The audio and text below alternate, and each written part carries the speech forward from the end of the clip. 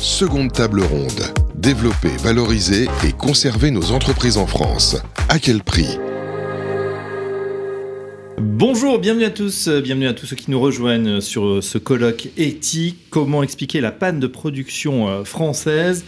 Deuxième table ronde avec ce thème, développer, valoriser et conserver nos entreprises en France. À quel prix ? Vous allez voir qu'on va avoir des bons coups de gueule et des bons coups de cœur aussi, on espère. Autour de cette table, on est ravi d'accueillir Marc-Antoine Jamet. Bonjour Marc-Antoine. Bonjour. Vous êtes secrétaire général du groupe LVMH. On ne peut rien vous cacher. Et on va entendre votre grand patron dans quelques instants, dans une vidéo. On va voir ça.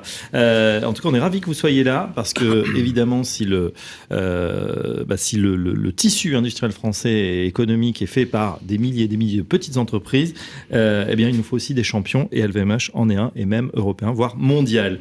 À vos côtés, on est ravi d'accueillir aussi René Hans. Bonjour René. Bonjour. Vous êtes fondateur de Capital Initiative et avec vous, on va voir les difficultés pour justement ces TPE, ces PME, notamment à l'heure où le financement bancaire est en train de se tarir. Le robinet se coupe. Qu'est-ce qu'on fait dans ces cas-là ? Comment prévenir des catastrophes et garder nos emplois et nos énergies en France ? À vos côtés, Joseph Taillefer. Bonjour Joseph. Bonjour. Vous êtes secrétaire général de Plast Alliance. Habitué du colloque éthique. Avec vous, on verra effectivement l'industrie du plastique. C'est vrai qu'il a été dénigré. On a eu un peu de plastique bashing. Est-ce que ça va mieux ? On va voir que là aussi, c'est une industrie qui peut être porteuse de pas mal d'innovations, d'emplois et qui doit être mieux considérée dans notre pays.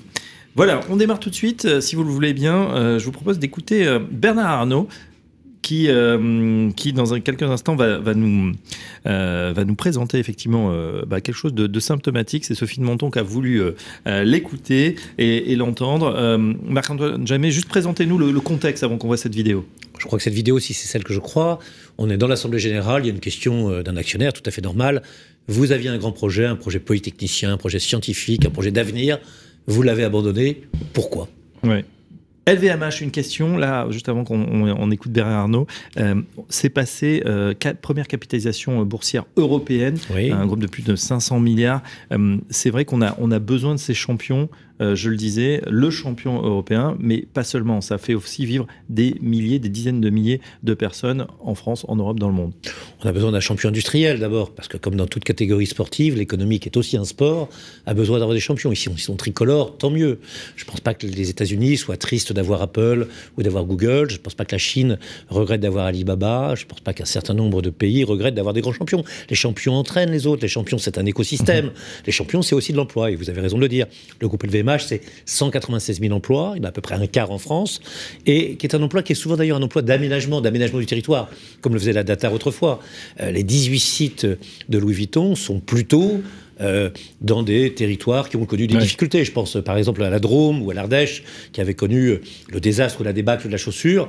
Le fait que des ateliers de Vuitton reprennent un savoir-faire et s'y installent, ce n'est pas simplement une économie internationale, c'est aussi une économie locale qui fonctionne.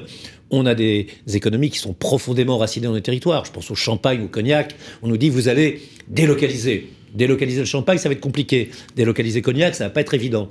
Et puis, quand on prend les parfums et cosmétiques, il n'y a pas plus français ou hexagonal que le triangle Tours-Orléans-Chartres. C'est les châteaux de la Loire, c'est le jardin de la France, où vous trouvez aussi bien Guerlain que Dior. Donc, on est une entreprise profondément française, profondément enracinée dans la France, et qui, je pense, favorise à peu près partout ses équilibres sociaux, ses équilibres locaux, ses équilibres économiques. Alors justement, tiens, on a recalé la vidéo. On écoute Bernard Arnault, le patron de LVMH, qui répond justement à une question de l'actionnaire. Tout de suite. Toutes nos centres de recherche, vous savez qu'on a eu quelques petits problèmes avec le centre de recherche qu'on devait installer à un moment à côté de l'école polytechnique. Bon, et enfin, je ne vais pas rentrer dans le détail de tout ça parce que ça serait trop long, mais finalement, les Français sont les Français. Ils sont venus se faire du sitting sur l'endroit pour expliquer que c'était pas bien du tout d'avoir une entreprise capitaliste qui s'installe à cet endroit-là où vous voulez quand même investir 100 millions, embaucher 100 chercheurs. Vous avez dit non, il vaut mieux que ce soit l'État qui le fasse. Bon, on va voir, pour l'instant c'est un champ vide, il y a quelques grenouilles qui se promènent au milieu, et on verra dans 20 ans s'ils ont fait quelque chose. En tout cas, nous, on a arrêté les frais, parce que c'est pas la peine de s'énerver, et on va ailleurs. où là on est bien reçu. On était d'ailleurs invité dans le monde entier, notamment en Angleterre, dans des universités prestigieuses qui non seulement voulaient nous avoir, mais voulaient nous subventionner. Comme nous sommes de bons Français, on va quand même rester en France. Vous voyez, on est quand même, voilà, malgré toutes les critiques des uns et des autres, on reste quand même attaché à la France. On reste attaché à la France, dit Bernard Arnault, malgré effectivement cette levée de bouclier qu'on voit également avec Louis Le Duf, effectivement, qui met 10 ans, plus de 10 ans à installer son usine. Qu'est-ce qui se passe? Pourquoi on a ce désamour des industriels qui veulent pourtant créer? Alors c'est sûr qu'il faut construire, on peut pas garder les petites grenouilles et le plein champ, mais à un moment c'est aussi les emplois de demain. Je pense que le problème de Gaïa sur le plateau de Saclay à côté de Polytechnique, c'est la théorie du complot qui nous a emportés. Il y a une chose assez simple. Demain, si on veut que la France soit première dans les arts du luxe, dans l'art de vivre à l'européenne, il faudra que nous ajoutions à Marcel Proust, Victor Hugo, les châteaux de la Loire et le château de Versailles, la renommée culturelle que nous vendons avec nos produits, mais qu'également nos produits portent. Nous sommes ambassadeurs de la France, de sa culture. Une autre avancée française, qui est celle du progrès, de la science et des techniques. Demain, le client chinois ne demandera pas simplement si véritablement on est capable de réciter du Verlaine en même temps que on offre un Chalimard ou que on déguste un excellent champagne, mais il demandera également qu'on soit absolument sûr de la sécurité du consommateur, de la protection de l'environnement et de la performance de l'innovation. Performance de l'innovation, c'est ce qui fera le gap demain et qui continuera de nous permettre de faire la course en tête. Donc, une idée, faire un grand centre de recherche. Et à ce moment-là, il y a deux idées chez Bernard Arnault. Il y a une idée, mais comment les gens ne peuvent pas le comprendre? Affective, amicale, par rapport à lui-même. J'ai aimé Polytechnique, vous avez peut-être aimé vos études, pas aimé vos études, il a aimé Polytechnique. Pour lui, c'est le souvenir de la taupe au lycée Fédère, c'est le souvenir d'années où, vous savez que c'est un champion de mathématiques, des échecs et d'un certain nombre de disciplines abstraites, très fort, très plein de couture. Il dit, je vais le faire à côté de Polytechnique, car c'est un endroit qui est une bonne idée. Et par ailleurs, il y a une combinaison publique-privée, recherche fondamentale, recherche appliquée, qui me paraît très très bonne. La recherche appliquée va aider la recherche fondamentale va irriguer. C'est une extraordinaire idée. Et là on dit, oh, on a bien compris. Vous souhaitez que l'ensemble de la recherche française se dirige vers des rouges à lèvres. Notre programme, c'était intelligence artificielle, objets connectés, chimie verte, nouvelles molécules, l'ensemble des sciences dures qui sont demain la force de la France. Et donc, on a simplement perdu quelque chose qui, à Séoul, quelque chose qui, dans la Silicon Valley, quelque chose qui, en Israël, aurait été considéré comme une règle normale, c'est-à-dire qu'on va mettre l'entreprise à côté de l'université, avec que des bonnes intentions. Résultat, comme le dit Bernard Arnault, on croule. Alors, il y a ceux qui nous disent, dans la région parisienne, venez chez nous. Il y a ceux qui nous disent en France, venez chez nous. Il y a ceux qui en Europe nous disent, venez chez nous. Et il y a ceux qui nous disent, évidemment, dans le monde, venez chez nous. Je pense que Bernard Arnault est un patriote qui aime profondément son pays et qui voudrait le voir en avant. Donc nous ne le ferons pas. Mais très franchement, être reçu aussi bêtement. Et il y a une deuxième chose, pardonnez-moi, je rajoute juste un codicile, toujours au nom du même amour polytechnicien, que je ne partage pas. Je crois avoir arrêté mes études scientifiques au niveau de la 3e, ce qui est un stade un peu plus précoce par rapport à Polytechnique. L'idée que l'ancienne école polytechnique au sommet de la montagne Sainte-Geneviève peut devenir une chose extraordinaire, un centre de congrès, de colloques, de séminaires où les prix Nobel, où les plus grands chercheurs, ces gens qui sont en train de se battre et qui sont français pour certains d'entre eux, pour faire que demain l'intelligence artificielle soit humaine, régulée et au service de l'homme, par exemple dans le domaine de la santé. Bernard Arnault imagine cela. C'est une chance extraordinaire, c'est une sorte de cadeau. Mais cela, sans la moindre, je dirais, contrepartie. J'en fais, oh là là, on voit bien, vous allez, je ne sais pas, inviter vos amis. Parfois, sur des gestes simples, il faut avoir une compréhension simple et des réponses simples, une attitude simple. Je pense qu'un certain nombre de gens ont manqué de simplicité. Ils doivent être un petit peu compliqués et très parisiens. Merci pour cette introduction, Marc-Antoine Jamais. Vous me l'avez demandé, je ne me serais pas permis. Bon, alors pas forcément matheux, mais bon, quand on fait les nains, on a d'autres qualités, évidemment. René Hans, je voudrais vous entendre sur, effectivement, vous connaissez bien les petites et les moyennes entreprises, qui peuvent être d'ailleurs sous-traitants de grands groupes de plans. Nous avons également des petites et moyennes entreprises. Tout le monde n'est pas Louis Vuitton. Je dirige pour le groupe LVMH une toute petite entreprise qui s'appelle Jardin d'Acclimatation, 400 salariés, un chiffre d'affaires tout à fait modeste. Petite entreprise à plaisir. Dites-nous, vous étiez encore hier quand je vous ai contacté pour parler de ce colloque, aux prises avec des drames sur le terrain. C'est vrai, des gens qui n'arrivent plus à se financer, qui ont des outils de production, qui peuvent vraiment s'en sortir, mais là qui se trouve face au refus des banques de poursuivre ou de continuer le financement. Non, c'est vrai que nous tombons de haut par rapport à ce que vous êtes, et vous avez toute mon admiration. Moi, je suis le pauvre porte-parole de ces petites entreprises. Et je rappelle toujours que 93% des entreprises, sur les 3,3 millions que nous sommes, ont moins de 10 salariés. 98% des entreprises ont moins de 50 salariés. Ça veut dire, monsieur, il est vraiment dans les 2% les plus gros, pour lesquels j'ai la plus grande admiration, je le répète, mais ces petits souffrent. Il n'y a pas de financement pour la petite entreprise. Le Français qui crée son entreprise, il crée son emploi. Il part avec pas assez d'apport personnel et donc il n'est pas finançable par la banque. Ce que j'ai entendu ce matin, notamment par exemple, on parlait des normes tout à l'heure. L'État impose des normes à des restaurateurs, à des hôteliers. 3000 hôtels en France ne sont pas en normes. Ils sont menacés de fermer de 3000. 3000. Alors on impose de faire des travaux.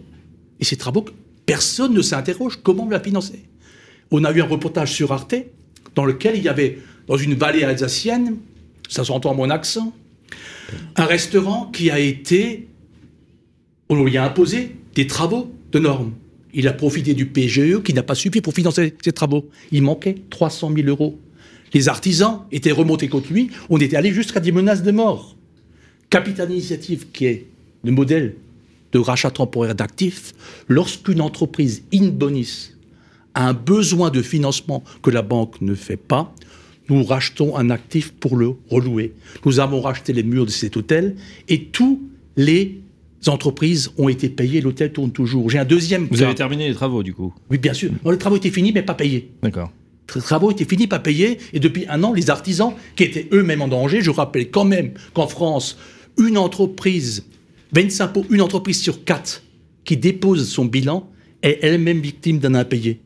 Et l'effet domino, quand le banquier vous écrit « Vous avez un découvert de 50 000 €, c'est tout petit pour monsieur, mais demain vous ne l'avez plus », qu'est-ce que fait l'entrepreneur? D'abord, il ne le dit à personne.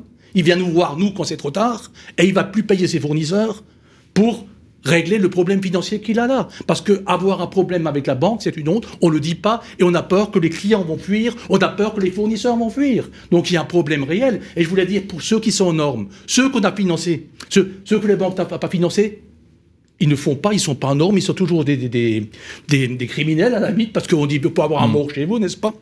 Ceux qui ont été financés, ceux qui n'ont pas été financés, on a pu faire quelque chose pour eux, mais il y a aussi ceux qui ont été financés par la banque. On ne se pose pas de question de l'importance de la somme. Et lorsque ce financement est en place, nous avons maintenant un autre hôtel que nous sommes en train de financer. Il a eu son financement, mais sa capacité d'autofinancement ne permet pas de rembourser l'emprunt qui lui a été accordé. Donc voilà, et c'est énorme. Je dis qu'entreprise en difficulté, il y a un grave problème. Il est interdit à un banquier, par la loi, de financer une entreprise en difficulté. Des exemples qui sont donnés, je pense à cette dame qui a témoigné récemment pour nous, que vous trouvez sur les sites. Elle est en plan de continuation. La camionnette pour faire les livraisons est en fin de leasing. Il faut l'acheter pour 11 500 €. Pour 11 500 €, pas une banque ne finance. Capital Initiative va racheter la camionnette pour lui la relouer. C'est le rachat temporaire d'actifs, c'est ce que nous faisons. Aujourd'hui... Donc vous achetez l'actif, vous relouez à la personne, en étalant des mensualités qui seront payées. Sur une durée à définir, puisque pour arranger, on fait les calculs. Ouais. Et aujourd'hui, cette personne, elle a 25 salariés, 4 millions € de chiffre d'affaires. Quand elle a raconté son histoire, elle était elle-même étonnée. Dire que pour 11 500 €, j'ai failli disparaître. Ouais. Tous ces emplois sont perdus. On peut parler de réindustrialisation et tout, mais il y a un tissu de petites entreprises dans notre pays qu'il ne faut pas laisser mourir avec l'augmentation de l'énergie. Beaucoup d'entrepreneurs, beaucoup de promoteurs ne savent plus aujourd'hui à quel prix ils vendent. Je pense à mon fabricant de confiture, comme monsieur le maire dit, attendez, il faut diminuer vos prix de vente, mais les composants qui font le coût du produit, les verres qu'il a achetés, les fruits qu'il a mis, le sucre qu'il a acheté, il ne connaît pas. Il est impossible de connaître aujourd'hui son prix de revient. Et les supermarchés lui imposent un prix de vente qu'il ne connaît pas. Il va fabriquer des pertes. Et en fabriquant des pertes, effet des dominos, ça va être une catastrophe parce qu'aucune banque va les financer. C'est normal que les banques ne les financent pas. Nous avons besoin des banques pour nous refinancer, nous. Et il faut en France un modèle de financement alternatif quel qu'est le mien. Je suis un bénévole depuis 20 ans dans ce domaine.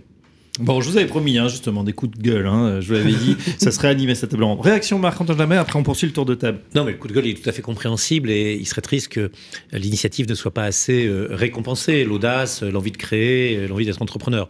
3 points simplement. On ne peut pas opposer les grandes entreprises et les petites entreprises. D'abord, comme je l'ai dit, parce que dans le groupe LVMH, c'est ces 76 maisons, il y a un certain nombre de petites entreprises, voire de très petites entreprises. Ça, c'est la première chose. La deuxième chose, c'est qu'un certain nombre d'emplois indirects sont générés par les grandes entreprises. On a 196 000 salariés. On dit parfois qu'on crée 4 fois plus de salariés que nous n'en avons dans des entreprises qui sont généralement petites ou moyennes. Et puis la chose la plus importante, moi je préside la Cosmetic Valley, qui est un pôle de compétitivité.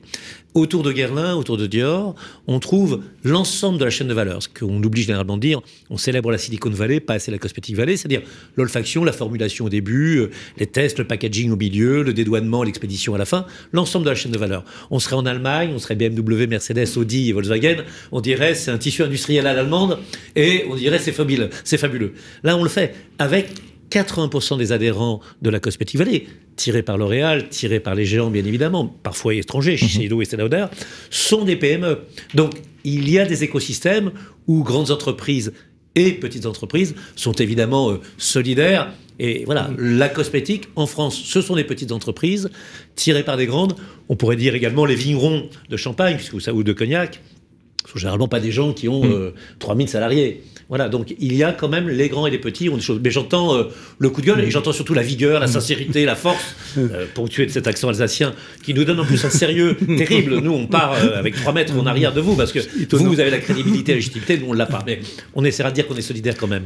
Je l'ai dit, j'ai une admiration pour ce que vous faites et tout le monde vous admire comme je le fais moi. Par contre, mes petits dont je parle n'intéressent personne. J'ai entendu que vous adressiez à Monsieur le maire. Nos gouvernants ne savent même pas ce que c'est une entreprise. Je ne veux pas citer le ministre ou l'autre, les déclarations qui ont été faites sur l'échec. C'est inadmissible. Ça prouve qu'ils ne comprennent rien à l'économie de notre pays. Ils ont des hautes fonctions. On poursuit le tour de table avec Joseph Taillefer, secrétaire général de Plast Alliance. Joseph, tiens, petite réaction déjà au débat qu'on a ouvert, effectivement. Alors, on est dans développer, valoriser, conserver nos entreprises en France. À quel prix? On voit que c'est compliqué. Et c'est pas plus facile, c'est vrai, peut-être il y a d'autres batailles sur les grandes, mais c'est vrai qu'elles focalisent la lumière, ces grandes entreprises, alors que le vrai tissu économique français, il est là. Il est dans les milliers et les dizaines de milliers d'entreprises qu'on côtoie au jour le jour. Alors déjà, concernant le pot de confiture, le conseil que moi je peux donner, c'est de suivre un peu l'exemple LVMH, qui a remplacé quelques gammes parfois de bouteilles de vin en verre par du plastique recyclé. Je crois que c'est de Château Galoupé, il me semble. Pourquoi? Parce que ça coûte moins cher, moins de CO2, moins d'émissions de gaz à effet de serre, beaucoup plus léger à transporter, exactement. Aujourd'hui, c'est le bilan carbone. Donc, il y a des solutions. Quand j'ai vu qu'on m'a demandé de participer à ce colloque, comment expliquer la panne de production? Est-ce que j'ai une panne de production à présenter au niveau de la plasturgie? Alors, heureusement ou malheureusement, non. La plasturgie française est une industrie qui se porte, on va dire, globalement très très bien. Et j'ai envie de dire, ma présence aujourd'hui ici, c'est surtout pour empêcher qu'une panne de production, on va dire, ultérieure arrive et de ne pas attendre, on va dire, un peu ce qui s'est passé, ce qu'on a eu avec le nucléaire, c'est-à-dire que le problème soit, on va dire, arriver pour essayer de trouver des solutions pour rattraper le temps perdu. Aujourd'hui, on a la chance d'avoir une industrie plastique, et je le redis à Satiété, qui est quand même la 3e européenne au niveau, en termes de production. On était, il y a 20 ans, 2e. Donc déjà, on commence tout doucement, on va dire, à reculer. Il y a 20 ans, on avait 4000 entreprises de plasturgie. Aujourd'hui, on est 3000. On est quand même toujours les 2e en termes de brevets d'innovation sur le recyclage et ce qu'on appelle les bioplastiques, c'est en termes derrière les Allemands. Et pourtant, par exemple, je prends un exemple concret dans lequel la Commission européenne d'ailleurs vient de statuer, c'est que la France est dans les derniers européens en termes de recyclage. Voilà, on n'a aucun investissement qui a été fait, on va dire vraiment de manière très très concrète et de manière massive sur le recyclage des emballages. Les Allemands, les Néerlandais, les Espagnols avancent sur le sujet. En France, on ne sait toujours pas aujourd'hui recycler des pots de yaourt en polystyrène. On est quand même, c'est quand même scandaleux. Alors qu'en Allemagne, vous pouvez le faire, en Espagne, vous pouvez le faire. faire. Qu'est-ce qui manque, Joseph Taffier? Tout simplement des investissements. C'est qu'en fait, aujourd'hui, vous avez un problème en fait, où l'État a abandonné en fin de compte la gestion des déchets, parce qu'il ne faut jamais oublier que le problème du plastique tel qu'il a été présenté depuis 2018, on va dire ce qu'on appelle le plastic bashing, s'il est monté en puissance, c'est qu'en fait, c'est au moment où la Chine a refusé de prendre les déchets, on va dire, des Occidentaux. Et là, les gens se sont rendus compte qu'effectivement, les déchets, en fin de compte, ce qu'on mettait dans notre poubelle, en fait, n'était pas traité localement, mais était envoyé à l'étranger. Et c'est là qu'effectivement, on a eu, on va dire, un plastic bashing qui est monté en puissance, et avec toutes les images que l'on voit, qui sont d'ailleurs pas françaises, ou même européennes, qui sont à l'autre bout du monde, dans lesquelles on voit effectivement des déchets, des baleines, des dauphins, des poissons qui sont emprisonnés dans du plastique. Et aujourd'hui, la France, elle commence, on va dire, à réagir. Je dis pas on peut pas dire que tout est mauvais, mais on a pris énormément de retard. Et j'ai entendu très récemment le président Emmanuel Macron se réjouir, et avec raison d'ailleurs, de l'installation en France d'une usine par Carbios, qui va être quasiment la première mondiale, qui va recycler ce qu'on appelle le PET de façon enzymatique, très bien. Mais de l'autre côté, vous avez des fonctionnaires de l'administration, vous avez un ministère de l'écologie qui vient vous dire non, on va réduire le nombre de bouteilles. Très bien, mais s'il y a moins de bouteilles en circulation, on va avoir un problème pour pouvoir avoir de la matière pour recycler. Aujourd'hui, vous avez un problème, je veux dire, c'est quand même un scandale d'État, c'est la qualité de l'eau potable en France. Oui. Voilà, moi je veux bien qu'on passe à des gourdes et que on nous dise écoutez, prenez l'eau du robinet. Moi je ne bois pas l'eau du robinet, je n'ai pas confiance, j'ai pas confiance du tout. Vous avez tous les matins, vous avez un article de journal dans lequel vous avez des. Je sais pas, nous on dit que l'eau de Paris est plutôt bonne. En tous les cas, moi ce que je sais, c'est que la Commission européenne a ouvert une procédure d'infraction contre la France déjà pour la qualité de l'eau, très récemment. Donc en l'occurrence, l'Union européenne réagit, et donc en l'occurrence, les bouteilles d'eau, on en aura besoin. Donc on est dans une industrie dans laquelle on ne pourra pas s'en passer, qu'on le veuille ou pas. L'industrie plastique est là, la santé, les emballages, l'aéronautique, l'automobile, etc. Nous, ce qu'on dit, c'est que ce qu'on demande à la rigueur à l'État, et pour éviter cette panne de production, c'est non pas même pas des subventions, on ne demande même pas d'argent, on demande rien. On demande juste qu'ils nous laissent tranquilles. Voilà. Parfois, ne rien faire, c'est mieux que de faire parfois quelque chose. C'est-à-dire de nous laisser. Et surtout, et là, je compatis avec effectivement la situation également d'LVMH, mais vous n'êtes pas les seuls, effectivement. On a une mouvance, et j'ai envie de dire que c'est une mouvance qui est très, très active, on va dire, au niveau français, plus que d'ailleurs dans d'autres pays. Moi, les écologistes français, j'aimerais bien les voir agir en Chine ou aux États-Unis comme ils le font en France. Mais en l'occurrence, ils n'ont pas la même, on va dire, la même écoute. Et en fin de compte, nous sommes aujourd'hui soumis à des groupes de pression qui, d'un point de vue électoral, ne représentent rien. Je suis désolé de le dire, ça ne représente rien. Une minorité, mais qui a, on va dire, des relais médiatiques, des relais, on va dire, de communication et de marketing sur les réseaux sociaux très, très puissants. Et ça, c'est très dangereux. C'est très dangereux parce qu'il faut essayer de savoir, en fin de compte, qui sont derrière ces réseaux. J'avais vu il y a quelque temps un article, notamment pour le nucléaire, dans lequel on avait appris que les réseaux effectivement nucléaires, anti-nucléaires français étaient, on va dire, soutenus quelque peu, on va dire, de l'étranger. Donc, il faut essayer de savoir d'où viennent, on va dire, ces réseaux qui luttent contre notre industrie, parce que c'est une lutte contre notre souveraineté, c'est une lutte contre le progrès industriel, parce que ce que nous ne ferons pas ici, ce sont les étrangers qui le feront. On entend en creux laissez-nous faire, laissez passer. Voilà, la formule est connue pour cette baisse de l'intervention de l'État peut-être dans le monde, dans le système économique. Marc-Antoine Jammet, votre sentiment, parce que depuis ce matin, c'est vrai qu'on parle de contraintes, d'emmerde, c'était le mot tout à l'heure qui a été employé, de faire avancer, de travailler, de produire plus avec cet ensemble de normes et cette inflation normative. Qu'est-ce que vous en pensez ? La réalité, c'est qu'on est davantage gouverné par les normes que par les idées, et par les normes que par les hommes. C'est assez clair. Mais justement, est-ce qu'il n'y a pas un problème ? Il y a probablement un problème. Quand on regarde aujourd'hui l'État, enfin, il y a des chiffres. Il y avait en 1980 100 000 médecins. Il y en a aujourd'hui 225 000. Et pourtant, on n'arrive pas à trouver un médecin. Que font les médecins ? On le sait, pendant un tiers ou un quart de la consultation, ils remplissent le dossier administratif que la Sécurité sociale leur a demandé de remplir. On donne quand même plus d'argent à l'école et elle semble avoir plus de difficultés. Donc on voit bien qu'il y a une difficulté en termes de légèreté. Quand on calcule le nombre des agences, des autorités administratives indépendantes, très utile. Moi-même, je suis issu de la Cour des comptes et je suis fonctionnaire. Donc à l'origine, je ne peux pas en dire du mal. Mais c'est vrai qu'il y a un foisonnement, un maillage qui est très fort. Maintenant, la réglementation est nécessaire. on est un des secteurs les plus réglementés au monde. Je pense que la cosmétique est réglementée à la fois par la réglementation européenne, la réglementation française, se retrouve face aux réglementations américaines, japonaises et chinoises. Quand on fait des vins et spiritueux, on est évidemment dans l'agroalimentaire. Peu de secteurs qui soient autant réglementés. Je pense que c'est un instrument de confiance et de légitimité. Si on vend en Chine, on vend le Made in France. Et qu'est-ce que c'est que le Made in France? On l'a dit tout à l'heure, c'était la performance de l'innovation, mais c'est aussi la sécurité du consommateur, la protection de la planète et l'authenticité des produits. Donc, oui à une réglementation qui accompagne, qui protège, non à une réglementation qui serait inutile, c'est clair. Les normes ont leur intérêt. Ce qui est dommage parfois, c'est qu'on a l'impression qu'elles sont facteurs à la fois de lourdeur et de lenteur, ce qui n'est évidemment pas le temps de l'entrepreneuriat qui a besoin de souplesse et de rapidité. Oui, à la protection du consommateur, nous on frein aux entrepreneurs d'une certaine façon. Ouais. Non, on frein aux entrepreneurs et pourtant c'est vrai que on a une administration en France qui s'est bloquée, contrôlée et sanctionnée. Elle n'est jamais là pour nous aider. Vous savez quelle est l'administration que les Français plébiscitent comme l'administration qui fonctionne la mieux? C'est l'administration des impôts. Les impôts. C'est une sorte d'illustration.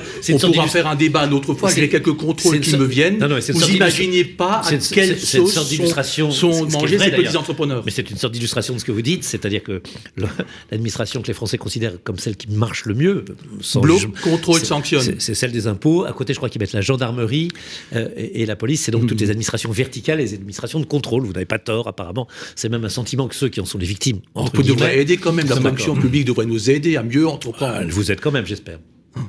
Pas beaucoup. Rarement. Au niveau des normes, j'ai réuni un chef d'entreprise pour qu'il nous parle dans les hôtels, parce qu'il y a beaucoup d'hôtels en Alsace, puisque c'est une région touristique. Comment sont appliquées les normes? Les gens qui viennent contrôler, on vous dit maintenant il faut mettre une porte ici. Le suivant qui passe, pourquoi vous avez mis une porte? Il faut l'enlever. C'est la jungle. C'est des incompétents qui viennent donner des instructions. C'est inadmissible. Alors, est-ce que je peux rajouter juste un point tout aussi modéré, n'hésitez pas. Non, mais le problème de la norme, on va dire, ça peut ne pas être un problème si tout le monde, on va dire, est sur les mêmes normes. C'est-à-dire qu'on part tous sur la même ligne de départ et qu'on a les mêmes règles pendant tout le long du jeu. Créer des standards français et européens et éviter de subir les standards chinois et américains qui, clairement, sont des machines de guerre pour faciliter leurs propres produits. Enfin, je vous rejoins, la naïveté doit quand même à un moment cesser. Tout à fait. Alors vraiment, même le standard, vraiment, je dirais effectivement européen, pour nous, c'est l'alpha et l'oméga. Hein. Je veux dire, aujourd'hui, le marché commun, on peut dire ce qu'on veut, il y a quand même effectivement un énorme avantage, c'est que ça permet d'avoir au niveau de l'ensemble des pays de l'Union européenne des normes effectivement de santé, d'hygiène, le plastique notamment. Si on parle du plastique, on est quand même le matériau le plus normé de l'Union européenne, contrairement au carton. Donc en l'occurrence, ça permet d'assurer justement la sécurité alimentaire, la sécurité du packaging, la sécurité de tout ce qu'on fait. Et ce qui se passe en France, c'est qu'on nous dit, on entend beaucoup d'Europe bashing aussi, hein, il n'y a pas que du plastic bashing, il y a aussi de l'Europe bashing ces derniers temps.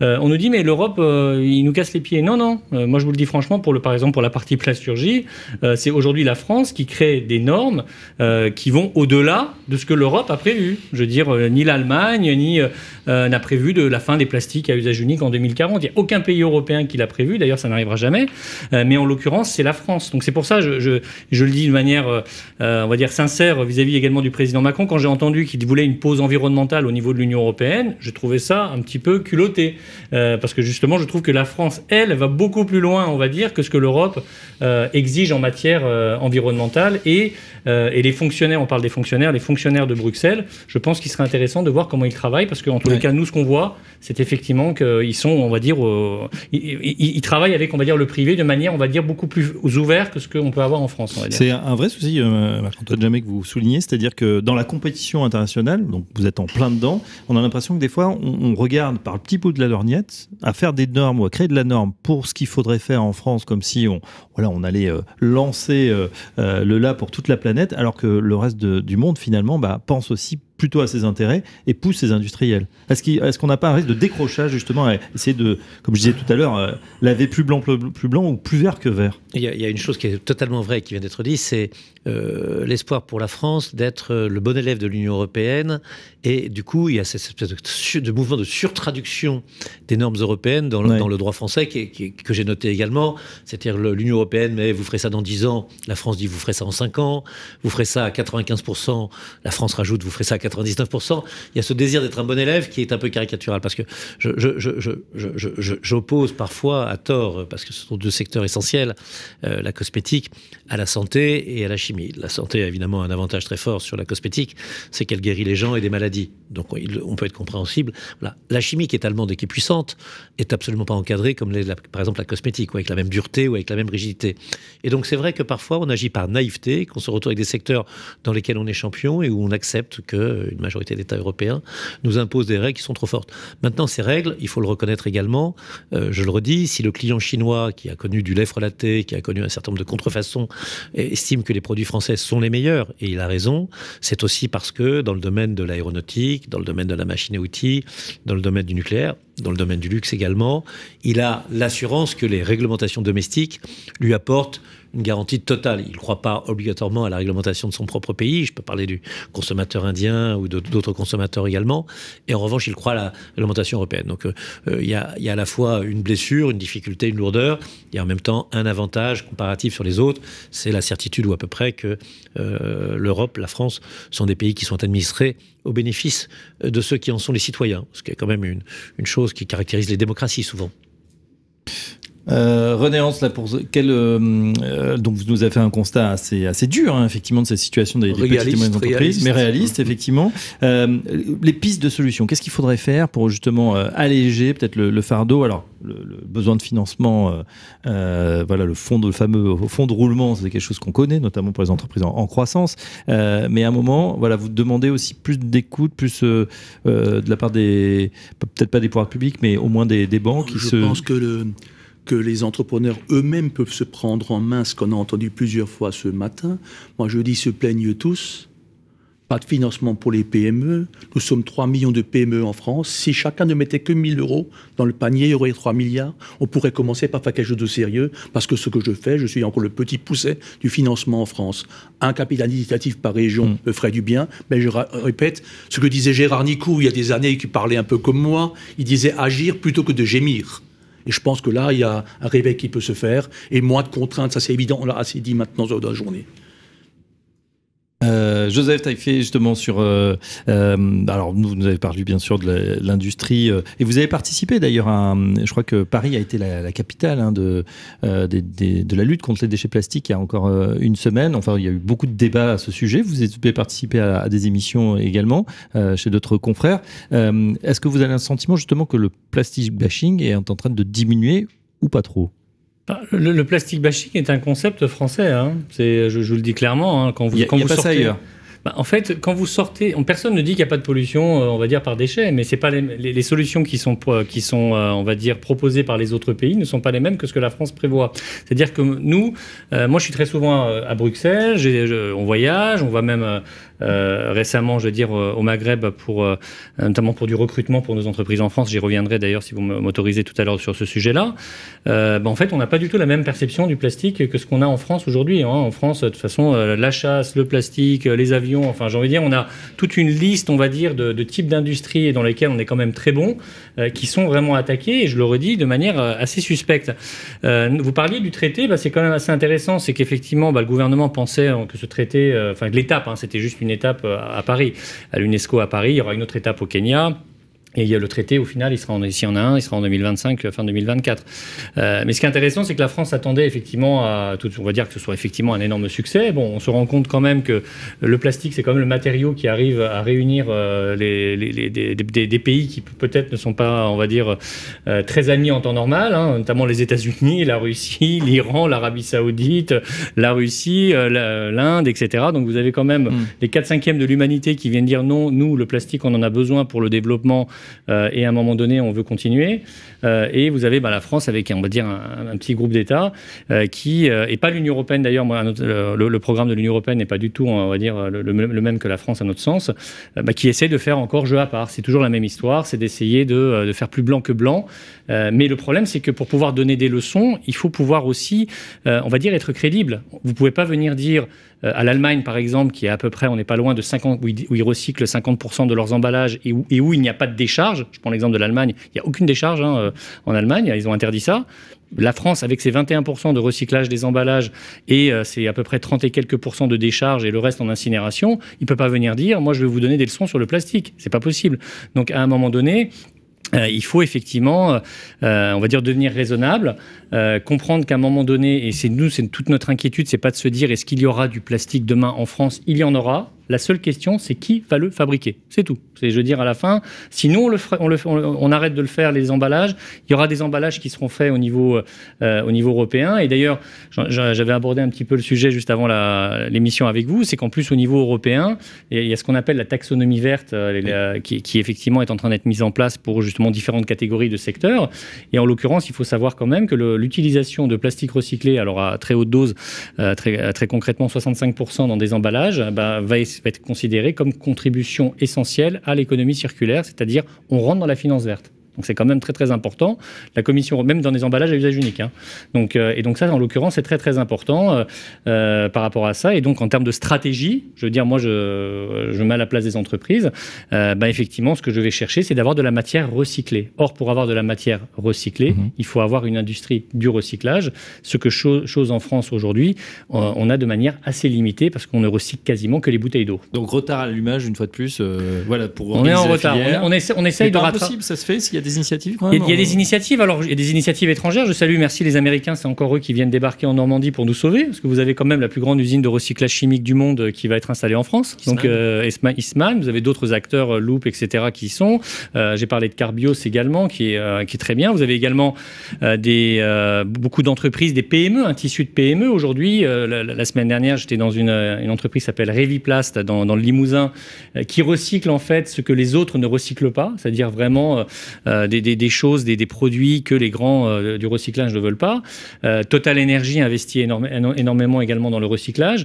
Donc on va dire on part dans le bon sens, mais à un moment donné, et je le redirai à chaque réunion que j'aurai avec vous, il nous faut de la visibilité. C'est-à-dire que vous ne pouvez pas demander à une entreprise d'investir dans du recyclage et d'arrêter, par exemple, il y a certaines boîtes en France qui font du recyclage et de l'incinération, et de leur dire écoutez, arrêtez un peu l'incinération, commencez à être un peu plus recycleur. Mais ils vont dire oui, mais le gouvernement m'a dit que dans 15 ans, il n'y a plus de plastique à usage unique. Je fais comment Est-ce que ça vaut le coup que je paye des machines qui vont mettre 15, 20, 30 ans à se rentabiliser? Donc nous, on essaie de leur faire comprendre que ce que le gouvernement français veut n'arrivera jamais. C'est une utopie, je l'avais déjà dit, une fake news, très concrètement, parce qu'au niveau européen, ça ne passera pas. Mais il faut à un moment donné que le gouvernement dise et acte les choses. Il dit écoutez, non, on s'est trompé, on pensait que non, on vous a dit qu'en 2040, il n'y aurait plus de plastique à usage unique. Il y en aura, mais la question, c'est qu'il y en ait de mieux éco-conçus, mieux collectés et mieux recyclés. C'est tout. Marc-Antoine Jamay, je vous ai vu prendre des notes pendant l'intervention. Je prends des notes. Ce que je retiens, ce que dit Joseph, c'est si nous on le fait pas, de toute façon ça sera produit ailleurs. Oui, enfin, et peut-être avec des choses encore plus polluantes finalement, et des normes qui ne seront pas les nôtres. Peut-être, mais je crois en effet qu'on a le génie de s'emparer de débats qui ne sont pas les nôtres. Je prends le cas du luxe. Il y a eu 4 sujets qui sont intervenus en termes d'écologie, d'environnement, de transition écologique. Le premier, c'est l'obsolescence programmée. Moi, je me suis retrouvé pris dans ce sujet, alors même que le luxe, c'est le principe même de la durabilité. Je me souviens qu'Yves Carcel m'avait offert, le président de Vuitton, un cartable quand je suis rentré dans le groupe LVMH en 2001. Je crois avoir toujours le même, ce qui me donne d'ailleurs un petit côté enfantin, mon cartable à la main. Voilà, donc c'est pas le débat. Deuxième chose, on est venu nous chercher également sur les invendus. L'invendu, c'est le contraire absolu du luxe. C'est des séries courtes dont, en règle générale, toutes se vendent. On a été nous chercher également sur les 4 débats que vous venez de dire, parce qu'on les connaît. Eau, énergie, carton, plastique. Dans chacun de ces domaines, on essaie de faire des efforts avec une formule, on a emprunté notre activité à la nature, on va la lui rendre. Donc on essaie de faire des efforts. Et il y a cette espèce de masochisme français qui consiste à se taper dessus très fort, on n'y arrive pas, etc. Et avec en effet cette très grande liberté dans les autres pays, on ne voit pas les mêmes sentiments dans la classe politique ou dans l'opinion publique, alors qu'aux entreprises, ce qui nous amène à penser surtout que le problème, c'est que la France n'est pas assez business friendly, et j'en veux un exemple. Il y a une chose absolument extraordinaire. Il y a une statue au centre de Paris qui est une statue qui a été faite par une artiste japonaise très connue qui s'appelle Kusama. Cette statue, elle a été à Londres. D'ailleurs, la maire de Paris l'a regretté qu'elle ait été à Londres d'abord, qu'elle ait été à Paris ensuite. À Londres, elle a été installée devant un grand magasin qui s'appelle Harrods et elle a été considérée comme un mouvement artistique. Cette grande artiste qui s'était subventionnée par une marque, mécénée, une collaboration artistique assez intéressante avec Louis Vuitton. Elle a été accueillie, mais véritablement comme un élément supplémentaire. En France, il y a un débat, il y a 2 jours au Conseil de Paris, scandaleux, pas possible, que faire, etc. Il faut savoir que l'endroit où elle a été posée est un endroit qui a été aménagé à peu près globalement et à la demande de la ville de Paris et selon ses critères par le groupe LVMH. C'est la renaissance de la Samaritaine, c'est la présence d'un quartier général avec beaucoup d'emplois au cœur de Paris, c'est la présence d'autres entreprises qui l'ont rejoint, je pense à Guerlain, je pense à d'autres, et c'est grosso modo un aménagement urbain qui a été refait. Donc oui à l'aménagement urbain, non à la statue, oui à la culture, mais pas avec l'entreprise, oui à l'art, mais à condition pas la statue, on rappelle, c'est la gigantesque Yayoi Kusama, effectivement, voilà. qui jette cette tache de peinture exactement, sur la façade. Et ce qui est drôle, c'est par rapport à ce masochisme dont vous parliez français, l'extase, le bonheur, la joie, l'envie, l'enthousiasme, la simplicité anglaise. Nos amis anglais, normalement, ne sont pas tellement connus pour leur simplicité. Ça fait 1000 ans que l'on dit qu'ils sont compliqués, pervers et retors. Là, grande simplicité. Et au contraire, en France, oh là là, qu'est-ce que ça veut dire? Ça veut dire tout bêtement qu'une personne sur 2 qui passe à cet endroit se photographie avec cette statue. Pourquoi? Oh, pour des choses très simples. Il la trouve belle, il la trouve amusante, il la trouve intéressante. Et de voir que cela peut faire débat et qu'au lieu de s'intéresser, il y a ce goût français quand même pour la polémique. Et puis, il y a un petit peu d'entreprise bashing là aussi. On se fait plaisir, hein, je le redis. Nos grands champions seraient fêtés dans d'autres pays. Ils sont parfois brocardés dans le nôtre. Ouais. Masochisme français, vous avez réagi non, je crois que vous avez raison. Les Français n'aiment pas l'entreprise. C'est un problème grave. Ils l'aiment au fond d'eux-mêmes, mais comme ils sont frondeurs, ils oublient que ceux qui créent la richesse. Et deuxième chose, on est toujours très contents, surtout nous en Bordure-du-Rhin, quand des étrangers viennent investir chez nous, il y a un tapis rouge, on leur verse des subventions, on est content de les voir venir. Vous avez cité d'entreprises dans l'Ouest tout à l'heure qui s'implantent, les journaux sont remplis de cela.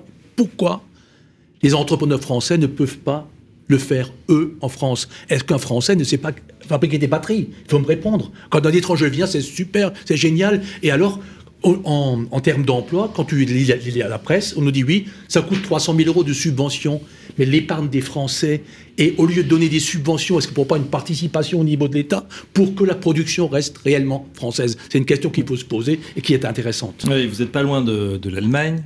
Strasbourg, il y a ce formidable exemple du Mittelstand allemand, ce tissu de petites et moyennes entreprises familiales. Ouais. C'est un exemple, c'est quelque chose qu'il faudrait essayer de promouvoir parce que c'est culturel aussi. Les Allemands que je rencontre, les PME que je croise régulièrement, il faut dire bien souvent c'est la 2e ou 3e génération qui est à la tête de l'entreprise. Ça, on ne le trouve pas. L'entrepreneur français crée son emploi et après lui, on ne pense même pas vendre. C'est souvent le cas de grandes entreprises artisanales. Et ensuite, quand je vois les banquiers allemands, ils me disent « Attends, c'est bien ce que tu fais en France, là.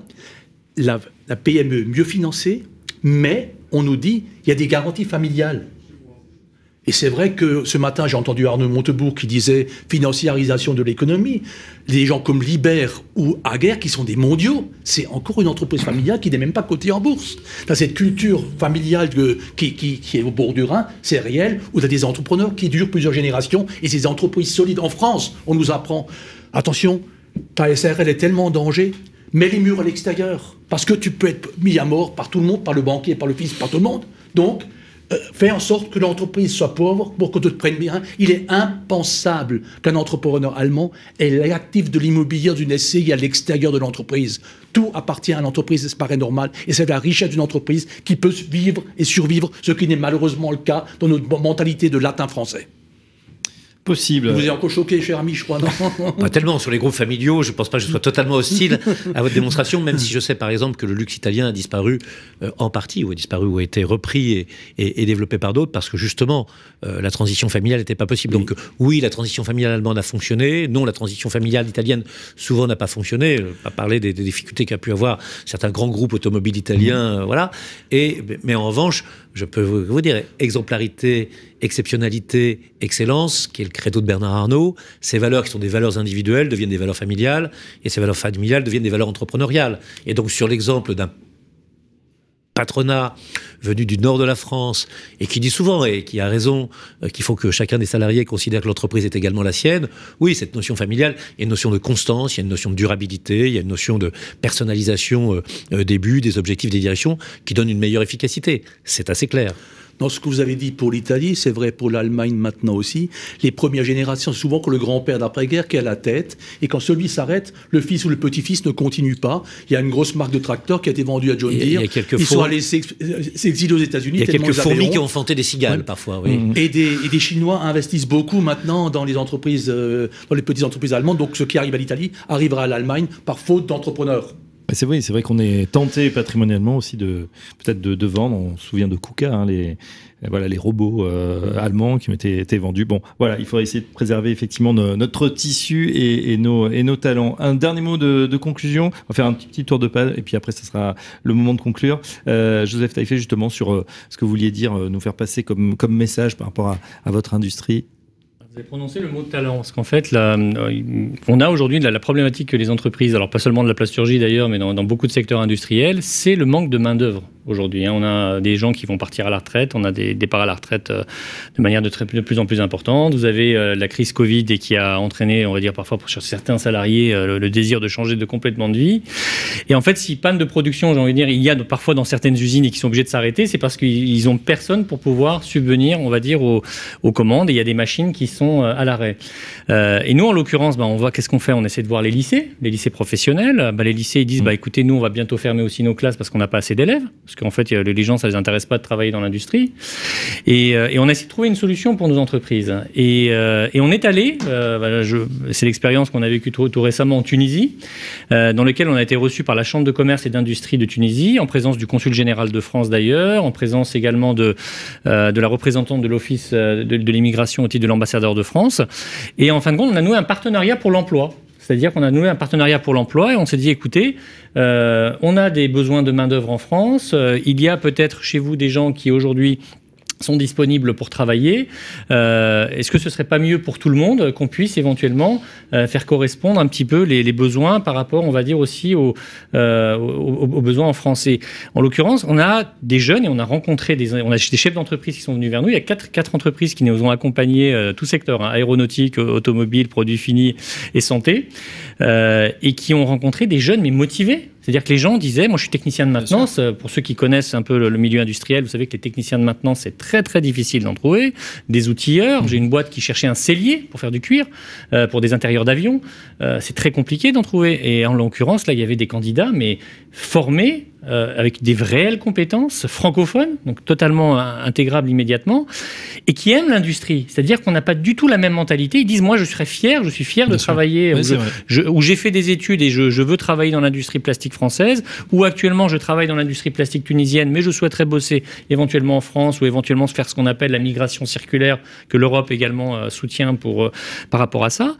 Et aujourd'hui, on a réussi à trouver effectivement, on va dire, quelques solutions. Mais, non mais on est dans une situation dans laquelle, pour éviter que nos entreprises françaises délocalisent à l'étranger, on est obligé effectivement d'aller chercher parfois des étrangers pour que nos entreprises françaises restent en France. Des talents, mais à cause justement d'une politique qui, et ça remonte à l'éducation nationale aussi, d'une désindustrialisation un peu de l'éducation nationale, et le fait d'envoyer tout le monde vers les services et l'Internet et toutes ces choses-là. Donc, mais à l'heure, vous savez, de l'intelligence artificielle qu'on nous promet comme la prochaine révolution, peut-être qu'il y aura une revanche de l'artisanat et de ces métiers.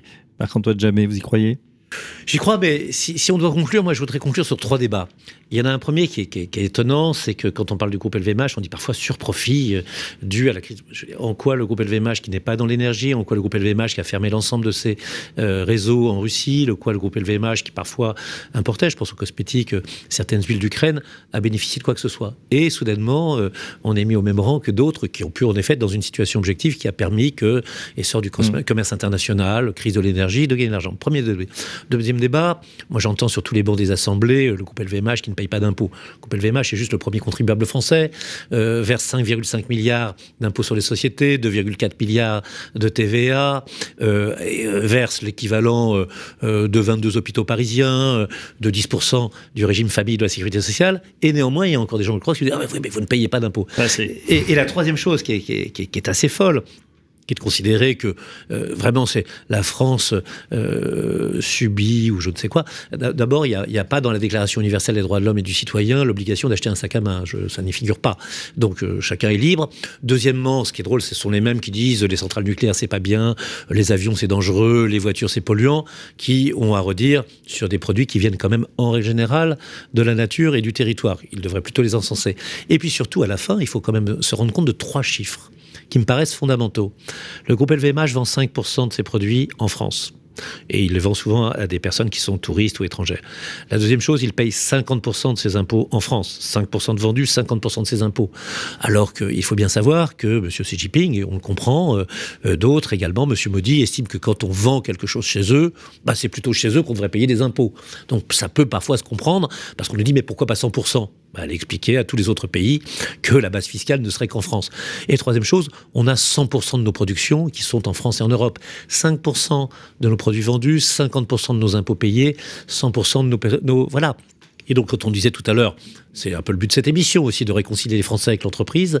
Si simplement on avait ce discours de vérité que vous me permettez de faire sur la réalité des choses, je pense qu'on aurait des gens qui auraient les yeux plus ouverts. Malheureusement, on a souvent un discours qui est à côté de la vérité. Voilà, là aussi, c'est notre rôle, à nous aussi, médias, de vous faire parler, vous qui êtes à la tête de ces entreprises grandes, moins grandes, effectivement, avec des fois, effectivement, des idées reçues pour réconcilier les Français avec l'entreprise. Voilà, vous nous avez dit, n'aime pas l'entreprise. Moi, je pense qu'on l'aime et surtout, on aime bien quand on commence à comprendre les rouages. Un grand merci à nos 3 invités du jour, Marc-Antoine Jamet, Joseph Taillefer et René Hans. Comment expliquer la panne de production française ? Un colloque éthique en partenariat avec Web Radio Édition, mercredi 14 juin 2023.